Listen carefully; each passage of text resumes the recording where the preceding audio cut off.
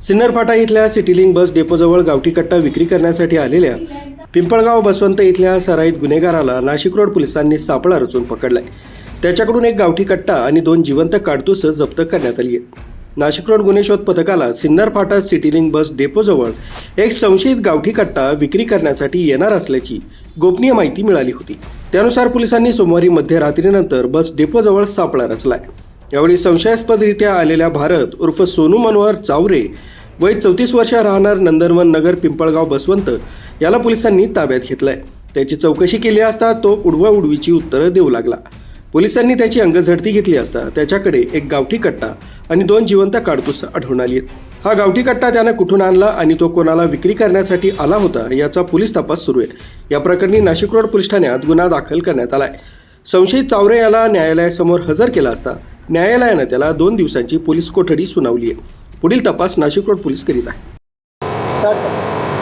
माननीय पोलीस आयुक्त श्री संदीपजी कर्णिक सर, तसेच पोलीस उपायुक्त श्री किशोरजी काळे सर, सहाय्यक पोलीस आयुक्त अजिता शिंदे मॅडम यांनी हद्दीमध्ये शस्त्र अधिनियमांतर्गत कारवाई करण्याचे निर्देश दिलेले आहे। त्याप्रमाणे गोपनीय अंमलदारांना सुद्धा सूचना दिलेल्या आहेत। जर हद्दीमध्ये कोणी बेकायदेशीर शस्त्र बाळगत असेल तर पोलिसांना माहिती द्या आणि त्याप्रमाणे आम्ही कारवाई करू।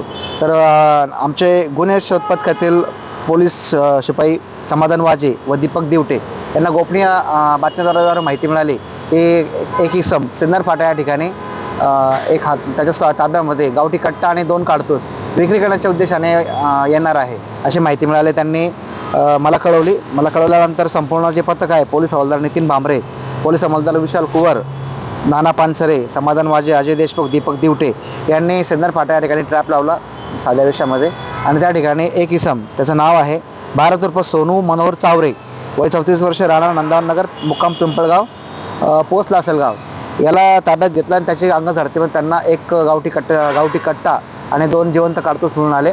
त्याच्याकडे चौकशी केली असता तो विक्री करण्याच्या उद्देशाने त्या ठिकाणी आलेला होता। तरी त्याची तपासामध्ये पोलीस कस्टडी घेतलेली आहे आणि त्याच्याकडे तो कोणाला विक्री करणार होता या संदर्भात आपण तपास करीत आहोत। सदरचा जो आरोपी आहे सदरचा आरोपी हा रेकॉर्डवरचा गुन्हेगार आहे। त्याने श्रीरामपूर आणि नगर या भागावर त्याच्यावर अनेक गुन्हे दाखल आहेत।